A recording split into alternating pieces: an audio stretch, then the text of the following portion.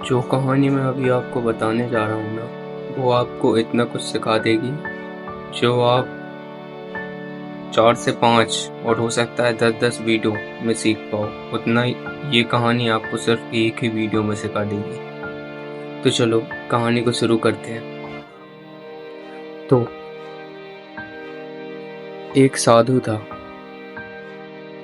अब साधु था तो जब हम कल्पना करते हैं तो एक साधु है, तो हम क्या कल्पना करते हैं कि एक साधु है भाई, उसके पास बहुत सारे ग्रंथ होंगे, बहुत सारी ज्ञान वाली किताबें होंगी जिससे वो ज्ञान अर्जित करता होगा, और बहुत सी ऐसी चीज़ें होंगी, तंत्र होंगे या बहुत सी ऐसी चीज़ें होंगी जो उसको ऊपर ले जाएं।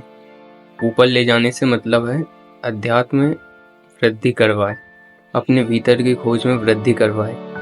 लेकिन वो एक ऐसा साधु था ना जो ये सारी चीज़ें नहीं रखता था। वो बस एक आईना रखता था अपने पास। तो कुछ इस प्रकार का वो साधु था, सिर्फ अपने पास आईना रखता था।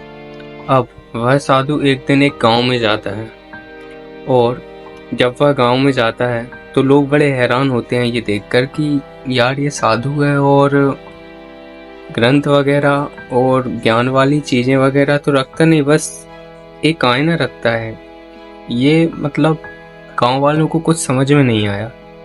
और इसके बाद गांव वाले थोड़े गंभीर भी हुए उसे देखकर, उसका चेहरा देखकर, उसके हाव भाव देखकर।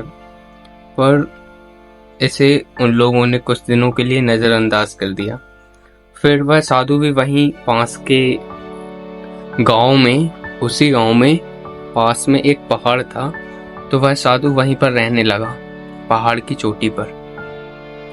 तो जब वह साधु वहां पे रहता तो एक दिन वहां पर ना एक बहुत बड़ा अमीर आदमी जाता है उसके पास, जो कि गांव का बहुत ही अमीर आदमी था, और राजन हम जिसे कह सकते हैं, एक राजा, कुछ इस तरह का वो आदमी था जिसके पास बहुत सारी धन संपत्ति थी, सारी व्यवस्थाएं थीं। वो जाता है उस साधु के पास, और बड़ा ही आत्मविश्वासी वह अपने आप को बता रहा था, मतलब दिख रहा था बाहर से। ठीक है, आत्मविश्वासी, धनी जिसे हम कह सकते हैं, धनी, आत्मविश्वासी, पद प्रतिष्ठा वाला आदमी, ऐसा कुछ आदमी या राजन वो था। तो वह जाता है उस साधु के पास, उस पहाड़ पर। तो जब वह उस पहाड़ पर जाता है ना, तो साधु को बोलता है कि देखो मैं कितना अमीर हूँ, मेरे पास ये है, धन है, पद है, प्रतिष्ठा है, ये पूरा गांव मेरे हाथ में है। ऐसी कुछ वो बातें बताता है उस साधु को, और ये भी बताता है कि देखो मैं कितना आत्मविश्वासी हूँ, तुम तो कैसे शांत शांत बेमुरझाए से डले रहते हो इसी पहाड़ पे। मुझे देखो, मैं यहाँ जाता हूँ, यहाँ घूमता हूँ, सारी चीज़ों को खुलकर जीता हूँ। तुम तो बस इसी पहाड़ पर बस मौन में डले रहते हो, उससे तुम्हें मिलता क्या है? तो साधु बोलता है कि चलो ठीक है, तुम्हें मेरा मौन सूझ नहीं रहा, बूझ नहीं रहा, मैं तुमको एक चीज बताता हूँ, क्या तुम वो करोगे? साधु ऐसा उस राजन से बोलता है। तो राजन कहता है बताओ, क्या बताना चाहते हो? तो जब साधु उसको अपना आईना देता है और कहता है कि अब तुम इस आईने में ध्यान से देखो, और तब तक ध्यान से देखो जब तक तुम्हें तुम्हारा असली स्वभाव न दिखे।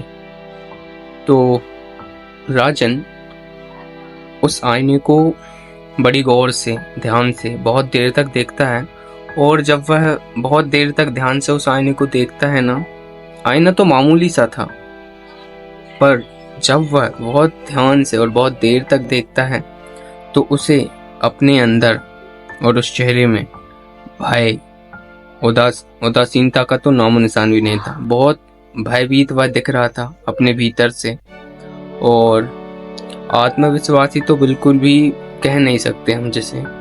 बहुत डरा हुआ था और बड़ा अशांत अंदर से उस चेहरे में उसको नजर आया उस आईने में। तो जब वह ऐसा देखता है तो एक पल के लिए तो वो घबरा जाता है और उस साधु से कहता है कि लो, ये सब तो झूठ है, ये सब बेकार की चीजें हैं, मैं नहीं मानता ये सब चीज। जरूर इस आईने में तुमने कुछ जादू टोटका किया है, ये सच नहीं हो सकता। मुझे बाहर से देखो, मैं कितना आत्मविश्वासी, धनी, पद प्रतिष्ठा वाला आदमी हूँ। तो साधु बड़े ही मुस्कुराकर कहता है, टुंट मारकर कहता है, ऐसा कुछ कहता है कि देखो, तुम जो तुम्हारी रियल आइडेंटिटी है, जो तुम्हारे अंदर जो वास्तविकता है, बस तुम उसे छिपा रहे हो। तुम अपने अंदर की चीजों को बाहर नहीं लाने दे रहे। तुम्हारे अंदर जो भय है, जो डर है, जो तुम्हारे अंदर आत्मविश्वास की कमी है और जो पद प्रतिष्ठा और धन का अभाव है, वो बस तुम बाहर नहीं आने दे रहे। तो ऐसा कुछ साधु उसको बोलता है। मतलब कि वो कुछ ये बताना चाह रहा था साधु कि जो भी तुम ये बाहर जो भी नाटक कर रहे हो बाहर, ठीक है, एक्सटर्नल एनवायरनमेंट हम जिसे कह सकते हैं, उसमें जो भी तुम ये नाटक कर रहे हो ना, वो असली है ही नहीं, बस तुम नाटक कर रहे हो। तुमने कभी देखा कि आप कई बार ऐसा रिएक्ट करते हैं जैसे आप हैं भी नहीं। तो यहाँ पर मन को हम यही कह सकते हैं कि अपना मन ऐसा ही है, वो बस चीज़ों को छुपा रहा है जो आप वास्तविक में हैं। अगर आप होशियार हैं तो हो सकता है वो आपकी होशियारी छुपाता हो बाहर। आप बुद्धिहीन हैं तो हो सकता है आप बाहर बुद्धिहीनता को छुपाने के लिए लोगों के सामने बड़ा बुद्धिमान बनने का वो करते हो प्रयास, और लोगों को बताते हो कि देखो मैं तो इतना बड़ा बुद्धिमान हूँ। तो पॉइंट कहने का ये है उस साधु का कि लोग उसी चीज को छुपाते हैं जो चीज ये कह लो कि वास्तविक है। मतलब कि लोग बस अपने वास्तविक चेहरे को, अपने वास्तविक स्वभाव को छुपाते हैं, बाहर नहीं आने देते। बस एक नकली चेहरा, एक नकली आइडेंटिटी लोगों के सामने रखते हैं कि देखो मैं ऐसा, मैं इतना आत्मविश्वासी, मैं इतना धनवान, मैं इतना प्रतिष्ठित आदमी, मेरे पास ये जॉब है, ये स्किल है। ऐसा लोग बताते हैं, जो कि बिल्कुल भी उनका वास्तविक स्वभाव होता ही नहीं है, जो उनका ट्रू नेचर है वो होता ही नहीं है। और जो अपनी वास्तविक चीज़ें हैं उनको लोग छुपाते हैं। अब देखो, जो आपकी वास्तविक जो ट्रू नेचर वगैरह है, जो आपका ट्रू नेचर है, या तो वो बहुत अच्छा हो या बुरा हो, और जो आपका मन है ना, वो दोनों ही तरीके से उसे छुपाता है। जैसे अगर आपका ट्रू नेचर जो है वो बहुत ही ज़्यादा अच्छा है और हो सकता है आप बाहर उसे छुपाते हो, लेकिन ठीक इसी तरह आपका जो ट्रू नेचर है वो बहुत बुरा हो और आप उसे बाहर छुपाते हो। तो ऐसा कुछ ये मन का विज्ञान है कि जो भी आपका ट्रू नेचर होता है आप उसको छुपाते हैं। आप डरे हैं भीतर तो आप बाहर बताते हैं कि देखो मैं इतना आत्मविश्वासी व्यक्ति हूँ। आप गरीब हैं तो बाहर आप ये बताना चाहते हैं कि देखो मैं कितना अमीर हूँ। आप बेवकूफ़ हैं तो बाहर आप ये बताना चाहते हैं कि देखो मैं कितना बुद्धिमान हूँ। ये मन का विज्ञान है और हमारा मन और नेचर ऐसे ही काम करता है। तो साधु वहाँ पर उस राजन को सीख दे रहा है कि इस फेक आइडेंटिटी को निकालो, बाहर फेंको इसे।